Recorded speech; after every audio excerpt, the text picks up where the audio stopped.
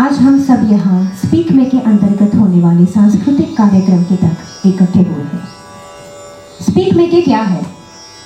Speak में के यानी society for the promotion of Indian classical music and culture among youth. Speak में के का इरादा भारतीय विरासत के विभिन्न पहलुओं के बारे में जागरूकता बढ़ाकर औपचारिक शिक्षा की गुणवत्ता को समृद्ध करना है और उसमें निहित मूल्यों को आत्मसात करने के लिए युवा मन को प्रेरित करना है। इसके लिए देश के सबसे निपुण कलाकार मुख्य रूप से स्कूलों और कॉलेजों में भारतीय शास्त्रीय संगीत और नृत्य, लोक संगीत, रंगमंच, शिल्प और योग के कार्यक्रम प्रस्तुत करते हैं। इसी संस्था को युवा विकास में योगदान के लिए कई सारे पुरस्कारों से भी सम्मानित किया गया है। भारत भाषा संस्कृति वेद ज्ञान भंडार, गौ गंगा गीता त्रिविध है अमूल्य उपहार। अतिथि रूप भगवान का सागर भोग लगाओ, शुद्ध भारतीय संस्कृति पथिक सभी अपनाओ। ऐसे ही दो अतिथि आज हमारे बीच मौजूद हैं। बात करते हैं श्री हर्ष नारायण की, जो युवा पीढ़ी के एक प्रमुख सारंगी वादक हैं। मुंबई में जन्मे और भारत में रहने वाले हिंदुस्तानी शास्त्रीय संगीत के कलाकार यानी श्री हर्ष नारायण। उनको 6 साल की उम्र से ही अपने दादा के साथ पढ़ने का सौभाग्य प्राप्त हुआ। अपने प्रख्यात शिक्षक के देखभालपूर्ण मार्गदर्शन में उनके संगीत कौशल्य का विकास हुआ और उनकी स्वाभाविक प्रतिभा उजागर हुई। शुरुआत से ही हर्ष ने इसी प्रशिक्षण को सारंगी के लिए एक जुनून के साथ अपनाया। इसमें कोई शंका नहीं है कि जन्म से ही उनका जीवन भारत के शास्त्रीय संगीत में डूबा हुआ है। उनके पिता ब्रिज नारायण जो एक सरोद वादक है और उनकी बुआ सारंगी वादक अरुणा नालायक कल्ले है।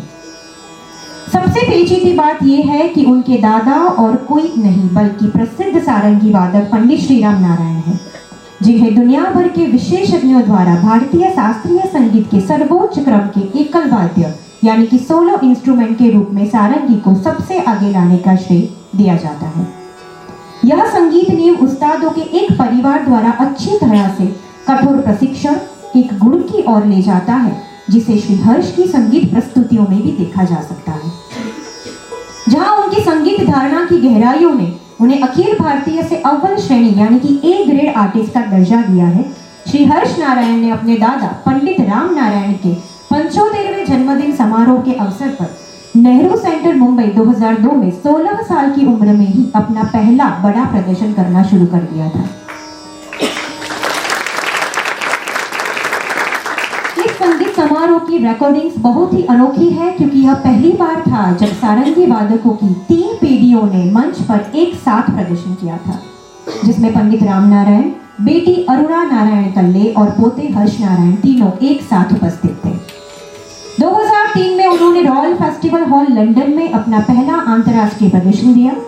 साथ साथ 2006 में उन्हें नई दिल्ली में राष्ट्रपति भवन में अपने दादा के साथ डॉक्टर APJ अब्दुल कलाम के लिए प्रदर्शन करने का अवसर प्राप्त हुआ। इन्होंने दुनिया भर में कई भारतीय शास्त्रीय संगीतकारों के साथ प्रदर्शन और रिकॉर्डिंग्स किए हैं। कुल मिलाकर उनका संगीत कार्यक्रम भारत और विदेश दोनों में ही काफी बढ़ गया है। बात करें उनके विदेश की तो उन्होंने यूके, स्पेन, जर्मनी, पोर्टुगल इत्यादि देशों में अपने संगीत कार्यक्रमों में पंडित राम नारायण के साथ काम भी किया है। 2016 में भारत में शीर्ष संगीत लेबलों में एक टाइम्स म्यूजिक ने श्री हर्ष नारायण का पहला सोलो एल्बम जारी किया था, जो भारत में म्यूजिक स्टोर और दुनिया भर में ऑनलाइन iTunes के साथ साथ Amazon म्यूजिक पे भी उपलब्ध है। हाल ही में 2020 में उनका एल्बम धनुर्वेद USA में रिलीज किया गया था। यह एल्बम भी iTunes और Amazon म्यूजिक के माध्यम से दुनिया भर में छा चुका है। ऐसे ही युवा पीढ़ी के प्रमुख प्रखर सारंगी वादक श्री हर्ष नारायण का पुस्तक से स्वागत करने के लिए मैं हमारी कॉलेज की छात्रा नेहा से निवेदन करती हूँ। नेहा।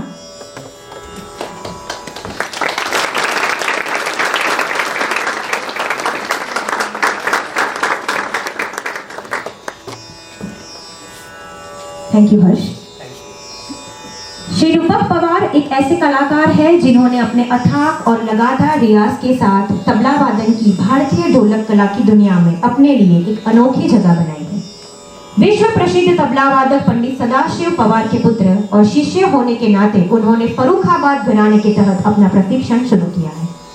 तबला वादन की कला को और बढ़ावा देने के लिए उन्होंने पंजाब, दिल्ली, आगरा जैसे अन्य तबला घरानों की प्रदर्शन कला को अपनाया भी है। रूपक जी ने विभिन्न संगीत सम्मेलनों जैसे तानसेन संगीत समारोह ग्वालियर, मैसूर दशहरा महोत्सव, सदाशिव अकादमी, हलीम अकादमी, संगीतांजलि, शारदा संगीत आदि में सोलो प्रदर्शन किया है। श्री रूपक जी ने Switzerland, France, Germany, Dubai, Australia में होने वाले विश्व संगीत उत्सवों में भी भाग लिया है। ऐसे ही भारतीय संस्कृति के जाने माने तबला वादक श्री रूपक पवार जी का पुस्तक से स्वागत करने के लिए मैं स्कूल की छात्रा हिमांशी रबारी से निवेदन करती हूँ। हिमांशी।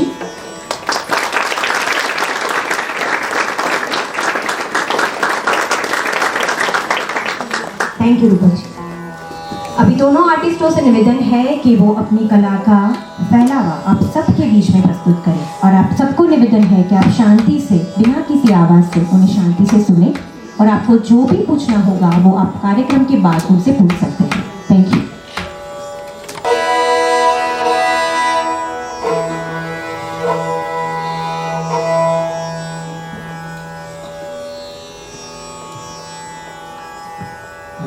हेलो, आप सबको मेरा नमस्ते।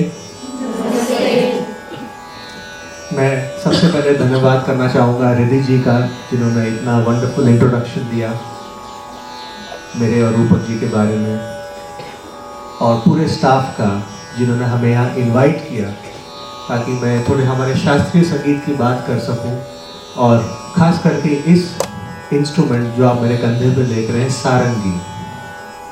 स्पिक मैके का बहुत बहुत धन्यवाद। ये कहते हुए आज की बातचीत में शुरू करता हूँ, और मेरा आपसे ये निवेदन है कि थोड़ा सा इंटरैक्टिव रखेंगे। आपके अगर कुछ सवाल हो बीच में तो आप प्लीज़ अपना हाथ ऊपर करके पूछिए। सारंगी, ये वाद्य जो आप देख रहे हैं, सारंगी नाम आया सौरंगी इस नाम से। 100 रंग मतलब 100 कलर्स। हमारे देश में कई सारे प्रांत हैं, कितने स्टेट्स हैं। हर स्टेट, हर प्रांत का एक संगीत होता है, और हर उस किस्म के संगीत में सारंगी का प्रयोग होता है। तो कितने टाइप के म्यूज़िक हो गए, कितने टाइप के फोक म्यूज़िक हो गए। तो इस वजह से 100 रंगी, 100 रंगों का साज है ये। इसका एक थोड़ा सा आपके बारे में और इसके हिस्ट्री के बारे में और बताऊं आपको। इसका और एक नाम है रावण हत्ता। तो आप सब लोगों ने रामायण पढ़ी और देखी होगी, आई एम श्योर। और रावण जो थे वो एक बहुत बड़े विद्वान भी थे। उनको वेदों का बहुत ज्ञान था, शास्त्रीय संगीत का बहुत ज्ञान था। वो वीणा बजाते थे, ऐसी मान्यता है। और उन्होंने सारंगी को इन्वेंट किया। वो भगवान शिव के बहुत भक्त थे, तो शिव भगवान की स्तुतियाँ गाते हुए उनको हमेशा से लगता था कि साथ संगत के लिए कोई वाद्य होना चाहिए। तो ऐसी मान्यता है कि उन्होंने सारंगी इन्वेंट की। और वो जो फर्स्ट फॉर्म ऑफ सारंगी है, जिसको रावण हत्ता भी कहते हैं, वो आज भी राजस्थान, साउथ इंडिया, श्रीलंका में बजाया जाता है। वहीं से जैसे टाइम पास होता गया, टाइम गुजरता गया, सारंगी के अलग अलग शेप और फॉर्म आए। तो सब मिला के 60 to 70 डिफरेंट काइंड्स ऑफ सारंगी है पूरे हिंदुस्तान में। तो मैंने कहा हर फोक म्यूजिक की अलग सारंगी है। तो नेपाल में एक छोटी सी सारंगी है, या इंडिया में एक छोटा सा साज जिसको जोगिया सारंगी कहते हैं। सब फोक इंस्ट्रूमेंट्स हैं। जो सारंगी आप मेरे कंधे में देख रही है, क्लासिकल सारंगी। इस पे शास्त्रीय संगीत हम प्रस्तुत करते हैं। तो ये इन ब्रीफ सारंगी नाम का क्या मतलब है, वो एग्जिस्टेंस में कैसे आया, इस बारे में। अब थोड़ा सा इसके स्ट्रक्चर के बारे में मैं आपको समझा दूँ कि इंस्ट्रूमेंट बनता कैसे है, इस पे कितने तार है, इसको बजाया कैसे जाता है। तो उसके बारे में थोड़ी सी मैं आपको इन्फॉर्मेशन देता हूँ। ये इंस्ट्रूमेंट कार्व किया जाता है एक single piece of would say, जो ज़्यादातर हमारे शास्त्रीय संगीत के इंस्ट्रूमेंट्स तून के लकड़ी से बनते हैं, जिसको इंग्लिश में हम इंडियन रोजवुड भी कहते हैं। और ये एक ही लॉग से हैंड क्राफ्ट किया जाता है, कार्व किया जाता है। तो थोड़ा सा आपको पीछे इसको घुमा के आपको बताऊं, तो पीछे इसके ये काव किया है, हॉलो है, ताकि जिसको हम ये साइड में आप जो देख रहे हैं इसको खूंटियाँ कहते हैं, इंग्लिश में पेग्स, ट्यूनिंग पेग्स है ये।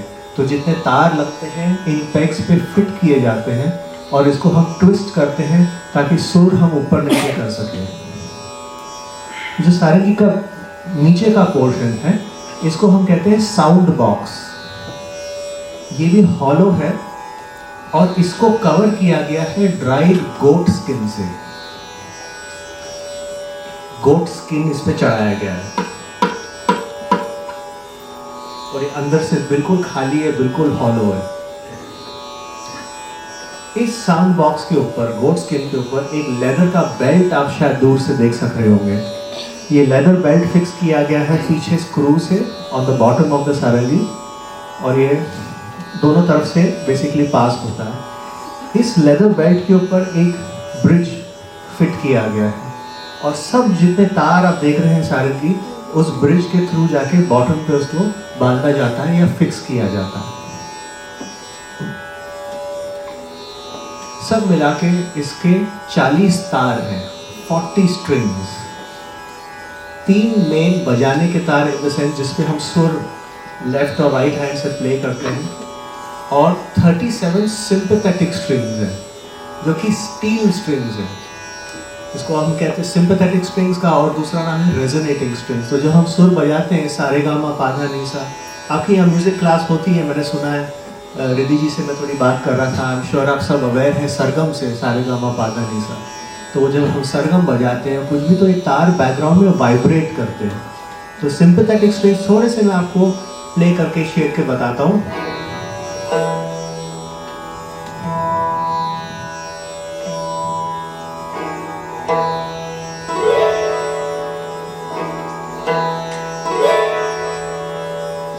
एक सर्टेन सस्टेन है उसका, ये वाइब्रेट करते रहते हैं।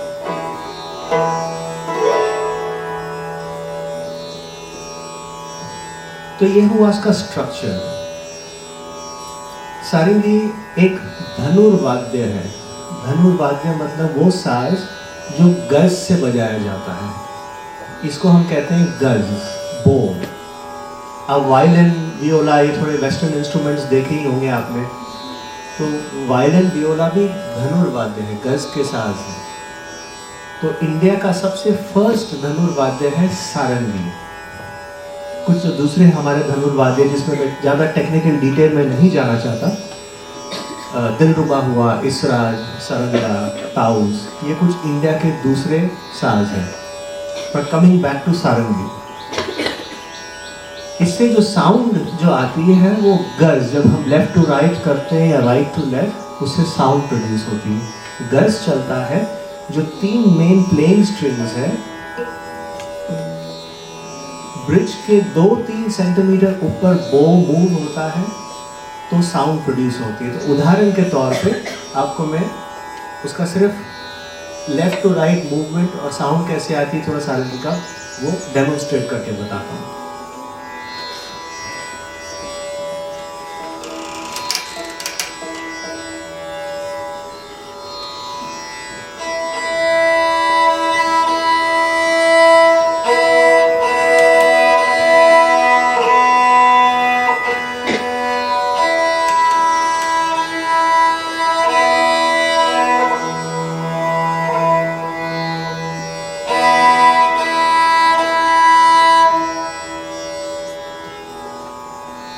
अब ये थोड़ा सा ब्रीफ हुआ राइट हैंड का। और एक बात मैं आपको गज की बता दूं, मैंने अपने पूरे ट्रिप में देखा, ये बात सुन के लोग थोड़ा सा एस्टॉनिश होते हैं, लेकिन बहुत कॉमन चीज़ है।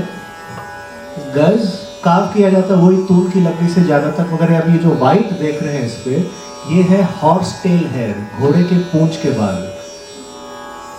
और ये सिर्फ सारंगी में नहीं, वायलिन में, वियोला में, चेलो में, हर गज के साज में घोड़े के पूंछ के बाल यूज करते हैं। इसको ऑब्वियसली थोड़ा प्रोसेस करके उस पर केमिकल्स लगा के उसको एक सर्टेन तरीके से डिज़ाइन किया गया है और फिर उसको गज पे चढ़ाया जाता है। तो ये हॉर्स टेल हेयर है ऑन द बो। ओके, इसके अभी ये तो हुई आपके राइट हैंड, जो बोइंग हैंड है उसकी बात। नोट्स जो प्रोड्यूस होते हैं, सरगम जो सारे गामा पाधा निसा में कह रहा था, वो होते हैं हमारे लेफ्ट हैंड से। तो उसका भी मैं एक सरगम बजा के उदाहरण देता हूँ, सारे गामा पाधा निसा सा नी धा पा मा गा रे सा। वो सारंगी भी आप सुनिए कि कैसा साउंड आती है उसकी।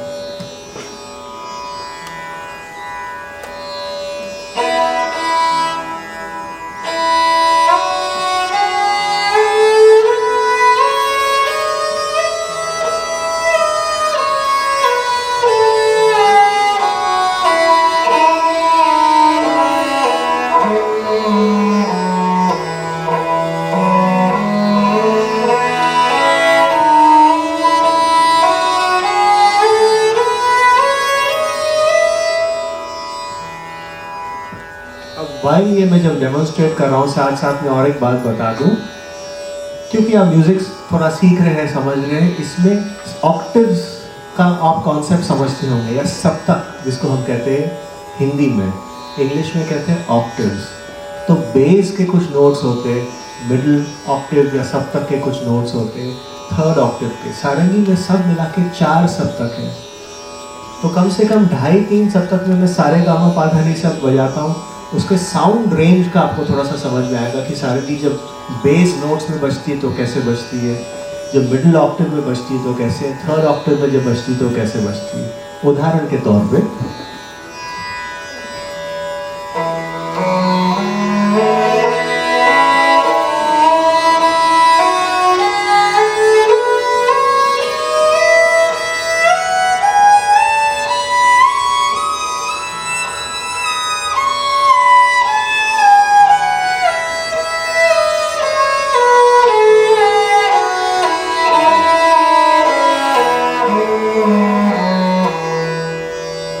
साउंड रेंज है।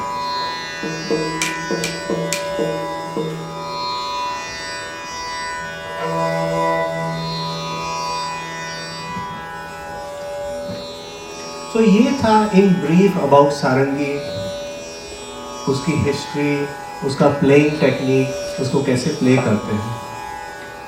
इसके बारे में ऑब्वियसली मैं कंटिन्यू करूंगा बात करना, बट थोड़ा सा और आपको बता दूं तबला, इस इंस्ट्रूमेंट के बारे में।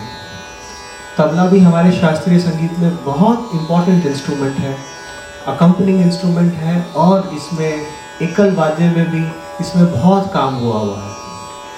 अब आई एम श्योर आपने एट सम पॉइंट तबला सुना होगा, कुछ वीडियोस देखे होंगे, और बहुत एक्साइटिंग इंस्ट्रूमेंट है।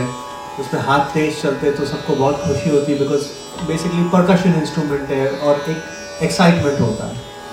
बट ये इंस्ट्रूमेंट कि एक चीज़ है कि इसकी अपनी एक भाषा है। ये ऐसा नहीं कि कहीं भी कैसे भी हाथ चलाए तो चल जाता है। जैसे हम आपने स्कूल में अल्फ़ाबेट सीखे, ABCD इंग्लिश, हिंदी क ख ग घ, वैसे ही तबला इसके अपने एक अल्फ़ाबेट्स हैं। और जैसे आप रूपक जी के सामने देख रहे हैं कि 2 ड्रम्स उनके सामने पड़े हुए हैं। जो राइट साइड का जो ड्रम है उसे हम कहते हैं तबला, जो लेफ्ट का है वो है डग्गा या बायां। ओके, बट दोनों साथ में मिलकर हम तबला ही कहते हैं कि हाँ तबला है ये। अब जो मैं अल्फ़ाबेट्स की बात कर रहा था ABCD, उसका उदाहरण तबला, उसके क्या अल्फ़ाबेट्स हैं। जैसे उनका राइट साइड का जो ड्रम है तबला, उस पे ना, तिट, त्रक, दिन, ता, तक। अब लेफ्ट हैंड जो डग्गे का साइड है या बाएं का, कत, गे। और जब तबला साथ में, जब दोनों साथ में बज रहा होता है, कभी कभी वो जो डग्गे का हाथ है, सर्टेन फ्रेजेस में उसका बूम इंक्रीज करना पड़ता है और रिड्यूस करना पड़ता है। तो वो किया जाता है डग्गे के हाथ को उस पर दबाना और प्रेशर रिलीज करना, दबा के प्रेशर रिलीज करना, तो बूम कम होता है और ज़्यादा होता है। तो उदाहरण के तौर पे रूपक जी,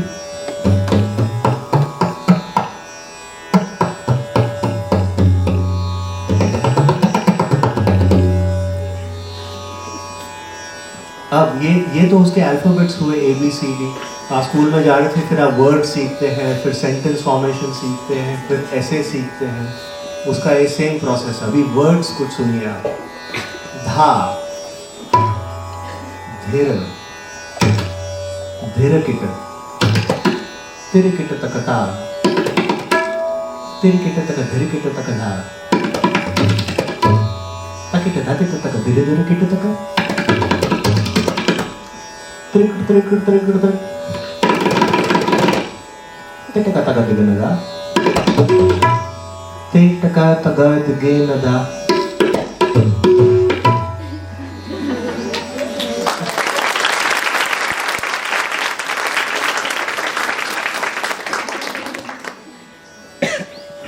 अब ये सेंटेंसेस हुए और थोड़ा ऐसे सुनिए धातिट धातिट धातिट धागित नगिना तातिट तातिट धातिट धागित नगिना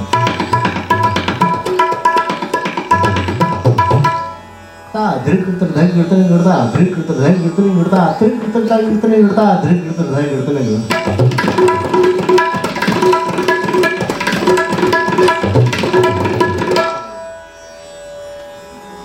ये आप देख रहे हैं कि वो इंस्ट्रूमेंट की एक बहुत प्रिसाइज भाषा है। वो ऐसे नहीं कि कुछ भी हाथ चल रहा है। अब ये रूपक जी जो बजा रहे हैं बहुत डिसिप्लिन लगता है, इसमें बहुत मेहनत और सही तरीके से उसको सीखने से वैसी साउंड आती है। तो जैसे हम किसी कोई भाषा सीखते हैं वैसे संगीत का भी सीखना होता है, मेरा कहने का ये मतलब है। अब सिंस तबले की बात हो रही है, थोड़ा सा इस ताल के सब्जेक्ट को मैं थोड़ा सा और इलैबोरेट करना चाहता हूँ कि हमारे शास्त्रीय संगीत में दो इम्पॉर्टेंट चीज़ें हैं, एक तो राग और दूसरा ताल। अगर मैं ज़्यादा डिटेल में नहीं जाना चाहता, आप सबको बोर नहीं करना चाहता, बट कुछ बेसिक बातें ताकि आपको इस अंडरस्टैंडिंग बेटर हो इस सब्जेक्ट के बारे में। तो राग के बारे में मैं थोड़ा सा आगे कवर करूँगा, ताल के बारे में। हमारे शास्त्रीय संगीत में रिदम साइकिल्स हम उसको कहते हैं। एक जैसे फॉर एग्जाम्पल 16 मात्रा का 3 ताल जो कि बहुत कॉमन ताल है, वो 16 मात्रा लूप में कंटिन्यूसली चलती है, तो रिदम साइकिल का है। जैसे 1 2 3 4 5 6 7 8 9 10 11 12 13 14 15 16 1 2 3 5 6 7 8 9 10 11 12 13 14 15 16 1। अब ये साइकिल में चलता रहेगा वो बन के, मगर तबले पे हम कैसे उसको बजाते हैं रिदम साइकिल को, वो कैसे सुनाई देता है, जैसे धा धिन धिन धा धिन धा धा तिन तिन ता त्रक धिन धिन धा धिन धिन धा तिन तिन ता त्रक धिन धिन धा 1 2 3 4 5 6 7 8 9 10 11 12 13 14 15 16 1। तब ये हुआ 16 मात्रा का 3 ताल का ठेका। ऐसे ही हमारे बहुत रिदम साइकिल्स है, जैसे 7 मात्रे का हुआ, 10 मात्रे का हुआ, 12 मात्रे का हुआ। ये कुछ बेसिक ताल है, फिर इसको और कॉम्प्लिकेटेड किया जा सकता है 7.5 8.5। अगर मैं उस सब्जेक्ट में नहीं जाऊंगा इतना डिटेल में। एक और एक उदाहरण आपके सामने रखता हूँ, जैसे रूपक ताल जो कि 7 मात्रे की है।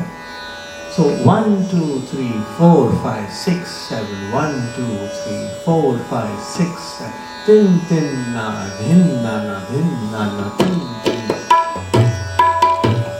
तिन तिन ना धिन ना 1 2 3 4 5 6 7 1। तो अगर ये 7 मात्रा का ठेका हो। अब आप कभी कोई क्लासिकल प्रोग्राम देखें, सुने, तो आप वंडर करेंगे ये दोनों कलाकारों के बीच क्या हो रहा है, ये कैसे हो रहा है। तो हम जब कोई बंदिश या गत बजाते हैं तबले के साथ, तो तबला प्लेयर और जो आर्टिस्ट हैं उनकी ये कोशिश होती है कि सबसे क्रिएटिव तरीका ढूंढे वो फर्स्ट बीट पे आने के लिए, जिसको हम कहते हैं सम। और वो मोड ऑफ कम्युनिकेशन है ये लैंग्वेज ऑफ म्यूजिक। ओके, तो ये हुई कुछ ताल की बातें। अब कुछ बेसिक पॉइंट्स मैं कवर करता हूँ राग के।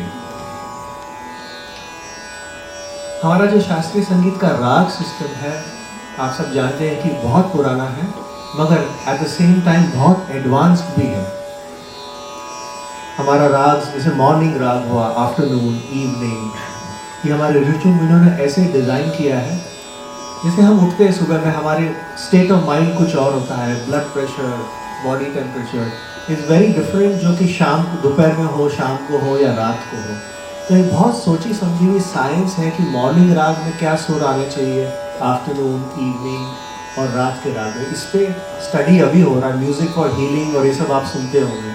और ये हमारे देश में, हमारे कल्चर में ये बरसों से है ये चीज़। ये तो अभी मॉडर्न होके लोगों के सामने पेश की जा रही है, और ये हमारे शास्त्रीय संगीत में ऑलरेडी एग्जिस्टिंग है हमारे पास सालों से।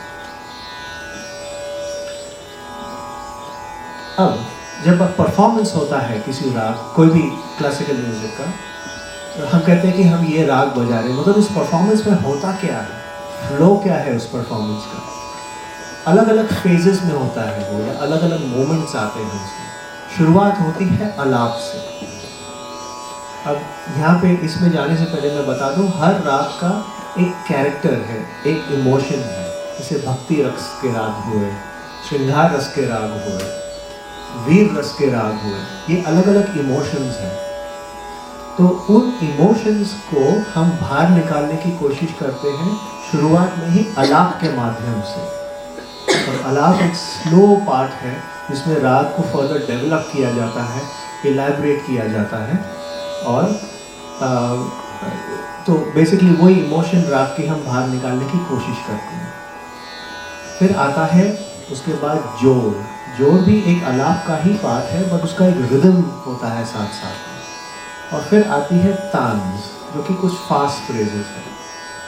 तान्स आती है तान पे, मगर जो दूसरे इंस्ट्रूमेंट है जैसे सरो, सितार, जो प्लक्ड इंस्ट्रूमेंट्स हैं, उसमें और एक मोमेंट आता है जिसको कहते हैं झाला।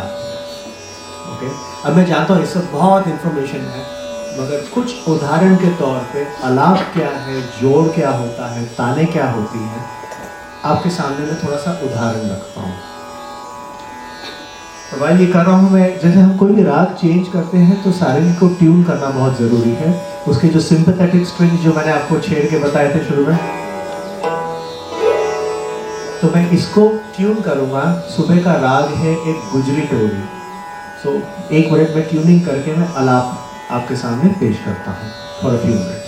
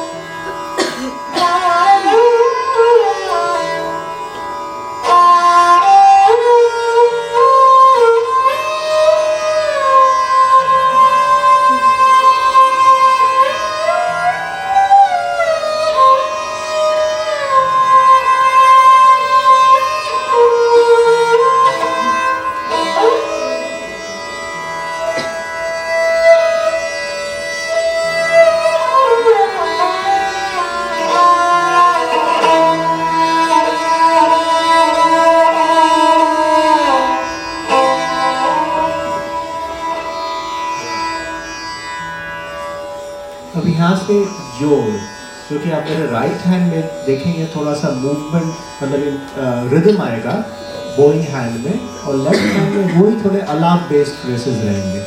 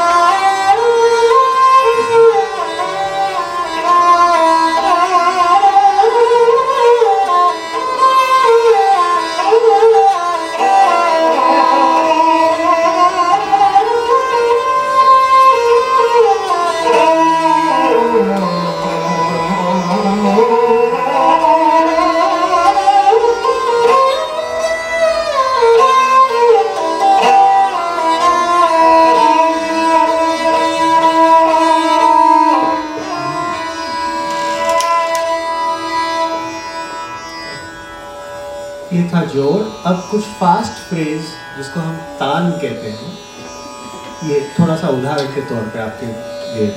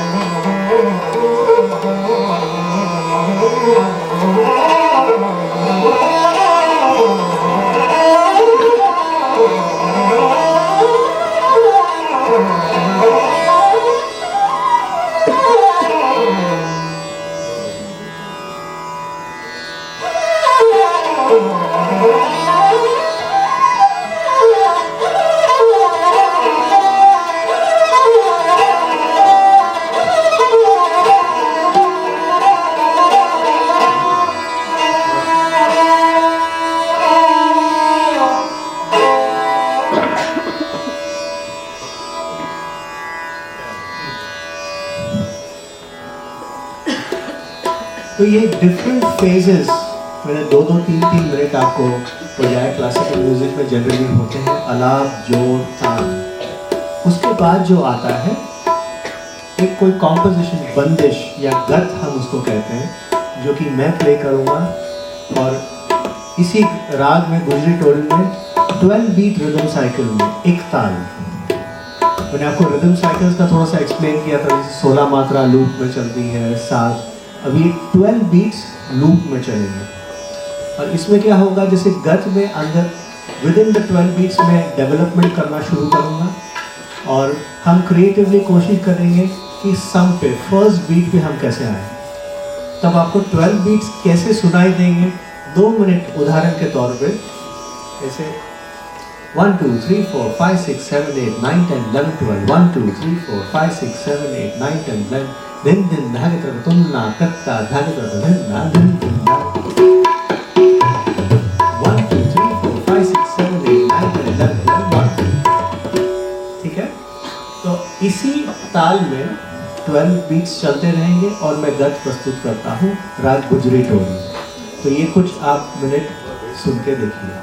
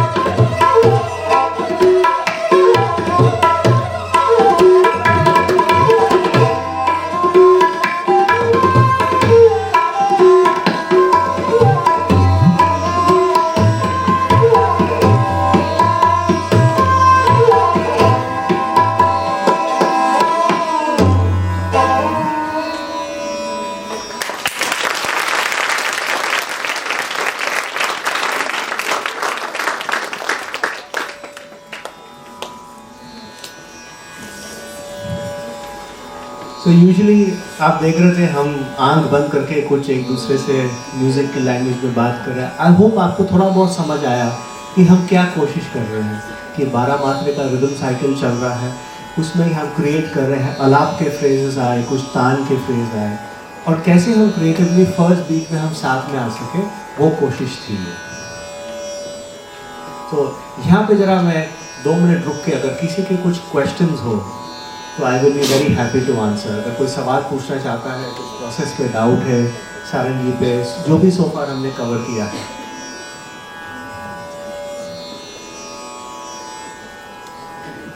अपना हाथ ऊपर करके पूछिए, शर्माइए मत।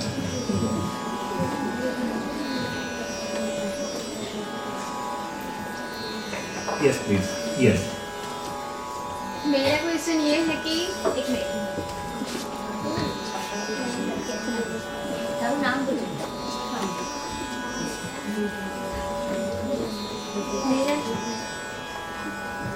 मेरा नाम भूमिका व्यास है। मैं BSM 4 में मेन इकोनॉमिक की स्टूडेंट हूँ। मैंने जब आप दोनों की अंडरस्टैंडिंग देखी तब मुझे ऐसा लगा कि मुझे एक क्वेश्चन करना ही चाहिए। मेरा क्वेश्चन ये है कि क्या आप दोनों एक ही साथ सभी प्रोग्राम में होते हो? क्योंकि आप दोनों के जो संगीत के सुर है, ताल है, वो सब कुछ एकदम इक्वल है, इसलिए मुझे ये क्वेश्चन हुआ। जी नहीं, ये आपने बहुत वैलिड क्वेश्चन पूछा है भूमिका, थैंक यू फॉर आस्किंग। देखिए क्या हो, जैसे मैंने बताया, संगीत की अपनी एक भाषा है जी। हम काफ़ी प्रोग्राम हम, हाँ आप राइट हैं, हमने साथ में परफॉर्म किए हैं, उस वजह से और अंडरस्टैंडिंग बढ़ती है। अब देखिए, आप अपने अगर कोई फ्रेंड से बात कर रहे हैं गुजराती में, हिंदी में, आप एक ही लैंग्वेज बात कर रहे हैं और कॉन्वर्जेशन बैक एंड फोर्थ होता रहता है। सेम चीज़, वंस म्यूज़िक की लैंग्वेज आप और डेप्थ में समझेंगे तो अंडरस्टैंडिंग और बेटर होती है और क्लियर होती है। तो in short to sum it up मैं यही कहूँगा कि ये एक लैंग्वेज है जो हमने आपस में बैठ के बात की है, एंड होपफुली आप सबने वो इंजॉय की हो। ये है। कुछ क्वेश्चन ऐसे करते हैं, आज उन्होंने नए क्वेश्चन डाले मुझे, तो अब कुछ फिक्स नहीं रहता, ये बजा वो बजा, तो हम लोग का अंडरस्टैंडिंग। बहुत अच्छा लगा मुझे, thank you sir. Thank you भूमिका, थैंक यू।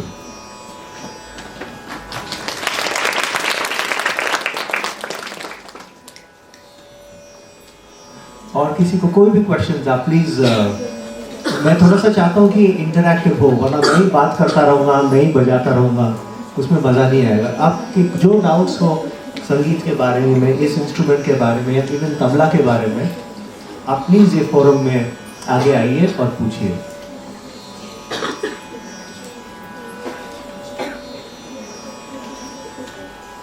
अच्छा, जब तक आप अपना सवाल सोच रहे हैं, मैं और एक बात तब तक बीच में सारंगी की बताता हूँ, मगर फिर होपफुली उससे और आपके सवाल सामने आए। सारंगी, जैसा आपने थोड़ा सुना होगा कि इसकी जो आवाज़ है ऑलमोस्ट जैसे कोई गा रहा हो, वोकल म्यूज़िक के बहुत करीब है इसकी आवाज़, और ये इंस्ट्रूमेंट की स्पेशलिटी है, और इसी कारण ये हमें एक साथ संगत का वाद्य रहा है। या साथ संगत से मेरा ये मतलब है, जैसे कोई वोकलिस्ट गा रहा हो तो सारंगी प्लेयर की ये ड्यूटी होती थी, वो जो गा रहा है बस वो सारंगी पे बजाते रहे। तो इस वजह से ये इंस्ट्रूमेंट हमेशा से बैकग्राउंड में रहा, ये कभी फोर फ्रंट पे नहीं आया। दूसरा, थोड़ा सा और इस इंस्ट्रूमेंट और जनरली हमारे म्यूज़िक के बारे में आपसे शेयर करना चाहूँगा कि हमारे संगीत का जन्म, सारंगी का जन्म, इन सब इंस्ट्रूमेंट का जन्म मंदिरों में हुआ है। मगर इन टाइम जब पुराने संत महात्मा पद गाते थे मंदिरों में पूजा के दौरान, शास्त्रीय संगीत एक बहुत बड़ा हिस्सा होता था उसका। मगर इन टाइम इंडिया पे भी कुछ इन्वेजन हुए, ऑल कल्चर्स का इन्फ्लुएंस आया और शास्त्रीय संगीत बनने लगे सोर्स ऑफ एंटरटेनमेंट, लोगों के सामने as a source of entertainment पेश किया गया। उस वजह से कुछ इंस्ट्रूमेंट्स का बहुत नुकसान हुआ, फॉर एग्जाम्पल सारंगी। तो सारंगी फेमस, जब हमारा वोकल म्यूज़िक फेमस होने लगा वाइजियों के बीच, कोठों पे जो होता था गाना बजाना बहुत होता था उस वो समय में, तो सारंगी एज एन इंस्ट्रूमेंट वो जगह पे चला गया और इस वजह से इसके रिस्पेक्ट और जो स्टेटस पे बहुत हानि पहुंची। तो ऐसे सिचुएशन में थोड़ा सा एक किस्सा सुनाना चाहता हूँ मेरे दादाजी पंडित राम नारायण जी का। उनकी 6-7 साल की एज थी और उनके जो पिताजी फार्मर्स, फार्मिंग हमारा प्रोफेशन था वो टाइम पे। दादाजी के पिताजी और दादाजी और उनके जो बड़े भाई साहब थे, तो एक संत महात्मा कभी घर पे आए। वो कहीं और सफ़र कर रहे थे, उदयपुर में हमारा घर है, और वो कहीं पहाड़ों में जाना चाहते थे। तो उदयपुर में एक दिन वो हमारे घर पे ठहरे और उनके पास एक छोटी सी सारंगी थी, जोगिया सारंगी। तो मैंने कहा ना फोक काफ़ी सारंगी है, तो इसके हाफ साइज का इंस्ट्रूमेंट है वो, इसको कहते हैं जोगिया सारंगी। तो उन्होंने मेरे बड़े दादाजी को कहा कि मैं अभी वहाँ पहाड़ों में जा रहा हूँ, ये इंस्ट्रूमेंट आप यहाँ रख लीजिए, मैं जाते वक्त वापस लेता हुआ जाऊँगा। तो उन्होंने कहा रख लीजिए। अब उस इंस्ट्रूमेंट पे नज़र पड़ी मेरे दादाजी की, और उन्होंने अपने पिताजी को कहा मैं ये बजाना चाहता हूँ, इंस्ट्रूमेंट सीखना चाहता हूँ मैं। तो दादाजी ने किसी तरह वो रिपेयर करके उसके तार वार लगा के उन्होंने सीखना शुरू किया। जब ये प्रोसेस हो रहा था, मेरे बड़े दादाजी के एक मित्र थे, उन्होंने पूछा अरे ये आप राम नारायण को क्या सिखा रहे हैं सारंगी, कहाँ बजाएगा सारंगी? क्योंकि सारंगी की बेसिकली एक ही जगह थी, वो बाइजियों के कोठे में बजता था। तब उनके मुंह से शब्द निकले, नहीं ये रेडियो से बजाएगा। और रेडियो में कह रहा हूँ 1930 की बात कर रहा हूँ, तभी रेडियो पे मतलब बजाना ऐसा होता था जैसे आज चांद पे जाना हो गया, क्योंकि रेडियो एक बहुत बड़ा मीडियम था मीडिया का। तो ये उनकी भविष्यवाणी सच हुई और radio, all India radio Lahore पे उनकी नौकरी लगी 1940s में। तब हिंदुस्तान का ही पार्ट था पाकिस्तान भी। वो पार्टीशन के बाद वापस आए, और जो इंडिया का फर्स्ट लॉन्ग प्लेइंग रिकॉर्ड है आफ्टर इंडिपेंडेंस, एक कंपनी ने रिलीज़ किया, किंग सोलोमन माइंड उस कंपनी का नाम है, वो मेरे दादाजी पंडित राम नारायण जी का है। After independence the very first.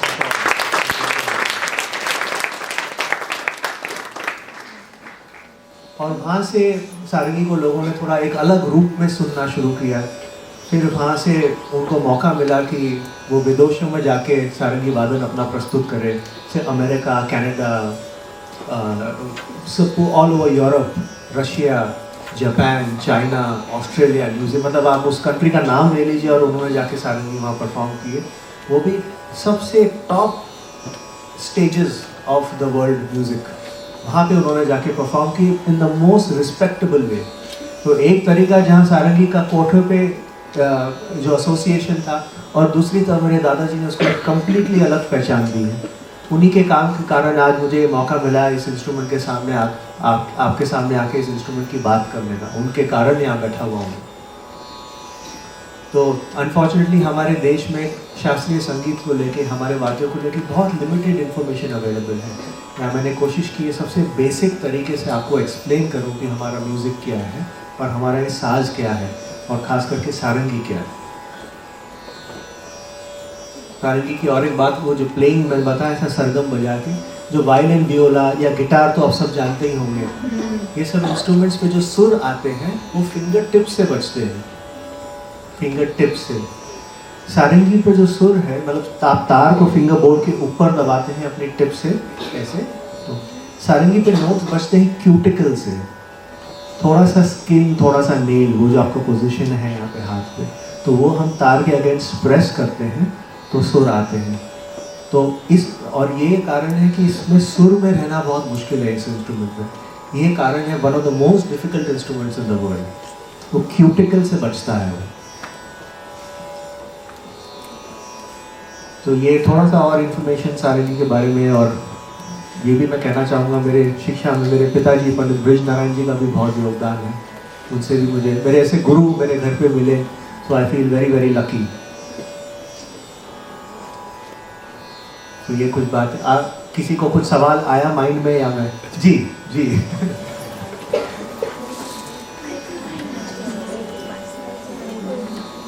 आपको आगे आना पड़ेगा, वरना मैं सुनाई नहीं देगा मुझे।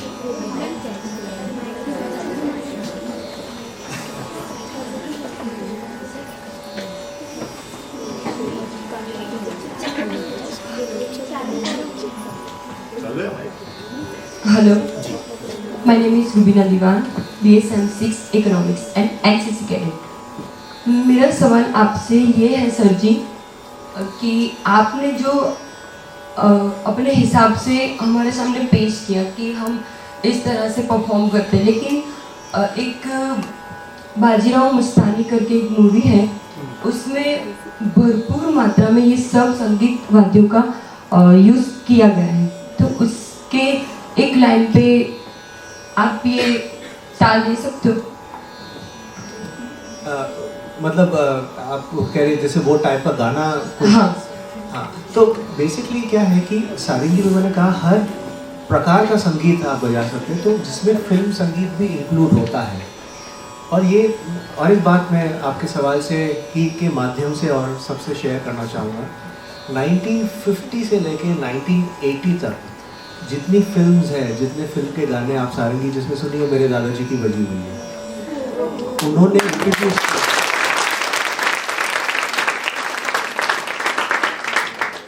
तो उन्होंने सारंगी को बॉलीवुड म्यूजिक में भी इंट्रोड्यूस किया। उन्होंने जितने टॉप बॉलीवुड के कंपोजर्स हैं सबके साथ काम किया और काफ़ी गाने भी कंपोज किए। तो इसमें भी जो आपने बाजीराव मस्तानी में सुना, ये उसमें उनका ही योगदान है। बजाई नहीं है, मैं एक चीज़ क्लियर करूँ, उसमें उन्होंने बजाई नहीं है, बट वो काम जो हुआ है वो शुरुआत मेरे दादाजी से हुई थी। तो इसमें हर प्रकार का संगीत बजता है, लेकिन यहाँ मैं शास्त्रीय संगीत के बात के लिए आया हूँ, तो उसी पे मैं फोकस करूँगा, कोई फिल्म का गाना नहीं बजाऊँगा।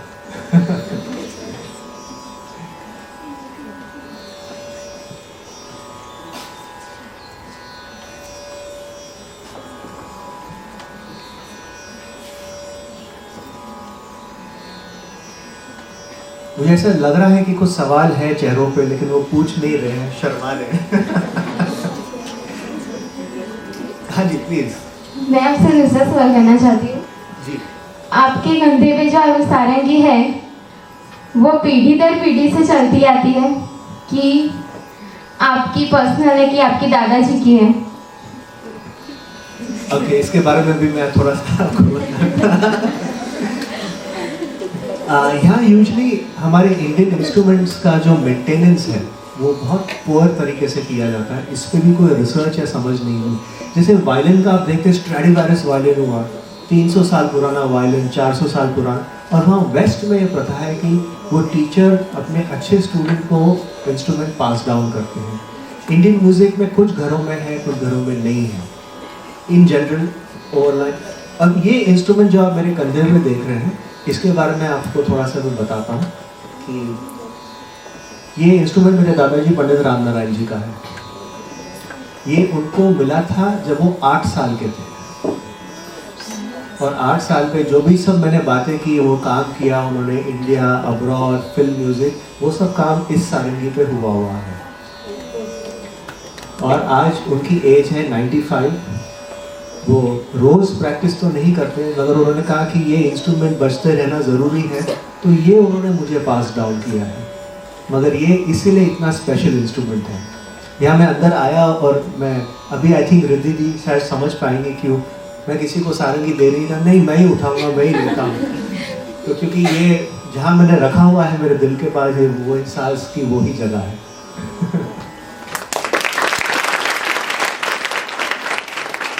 Thank you sir. Most welcome. जी प्लीज। नमस्ते सर। नमस्ते।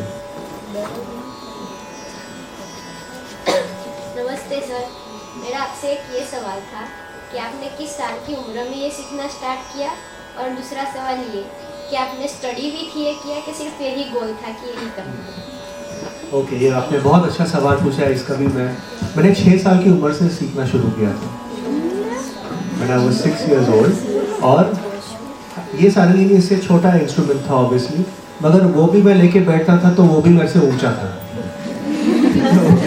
तो वो टाइम से मैंने इसको सीखना शुरू किया है, क्योंकि मेरे घर पे संगीत का माहौल रहा है। मेरे पिताजी पंडित ब्रिज नारायण जी, जो कि हिंदुस्तान के सबसे अच्छे सरोद वादकों में से एक हैं, मेरे दादाजी, उन सबको देखते हुए तो ऑब्वियसली मुझे प्रेरणा मिली कि ये काम मुझे करना चाहिए, और उन दोनों का मेरे पे आशीर्वाद रहा कि उन्होंने मुझे सिखाया।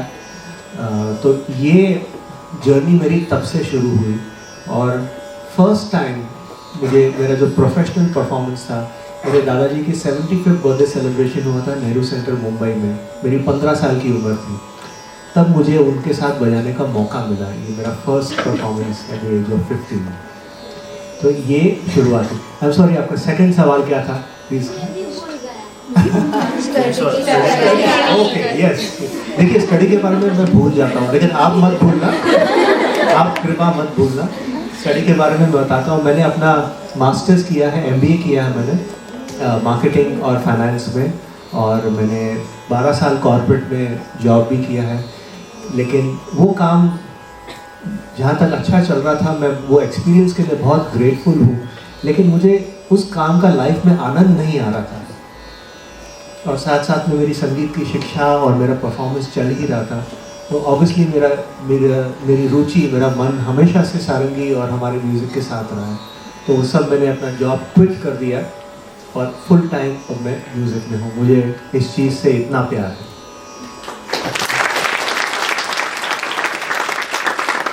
Thank you.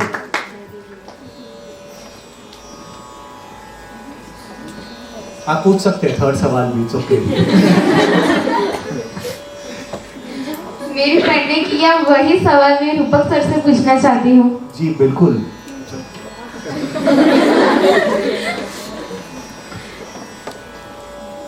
मैंने भी इलेक्ट्रॉनिक इंजीनियरिंग की है, लेकिन मेरे भी पिताजी बहुत बड़े तबला प्लेयर थे, तो बचपन से ही तबला ही बजाना दिमाग में था। लेकिन साथ में स्टडी भी किया है, और फिर सब प्रैक्टिस से मिलता गया, और अभी लकीली मैं प्रोफेसर हो गया हूँ तबला सब्जेक्ट में यूनिवर्सिटी में। यूनिवर्सिटी में मैं प्रोफेसर हूँ मुंबई की। दो चीज़ करना चाहिए ऐसे, दोनों चीज़ बैलेंस होना चाहिए। Thank you sir.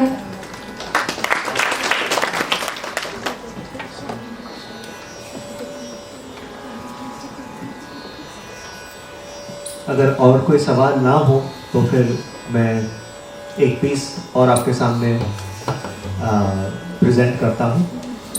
ये एक जिसको हम कहते हैं लाइट क्लासिकल पीस है, जिसको मिश्र पीलू। तो इसमें ये है कि सब हम 12 सुर जो है, कोमल, शुद्ध और तीव्र, वो यूज़ कर सकते हैं। तो बहुत शॉर्ट आलाप और कॉम्पोजिशन जो कि 16 मात्रा 3 ताल, 16 मात्रा की 3 ताल में फिक्स्ड है।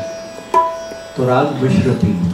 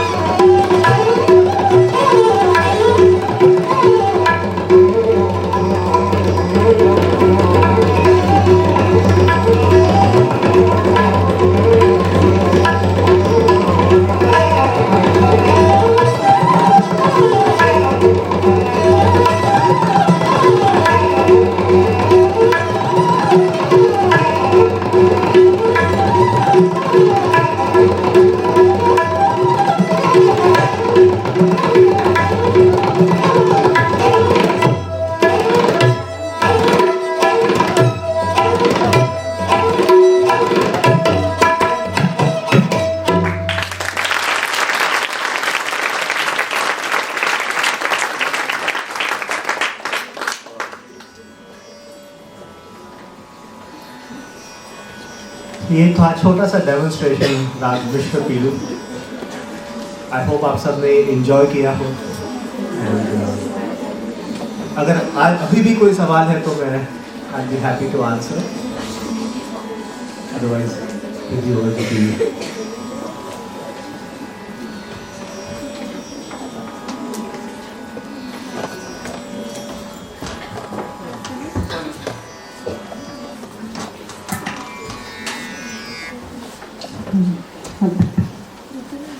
सबके चेहरे पर आज कुछ अलग रौनक दिखाई देती है। आजकल के सब बच्चे, हर्ष जी खास करके इस मोबाइल के युग में, पता नहीं कभी भी मैं सोचती हूँ किसी ने भी कभी ऐसा संगीत सुना है किसी ने? देखो तो एक बार जोरदार तालियां हो।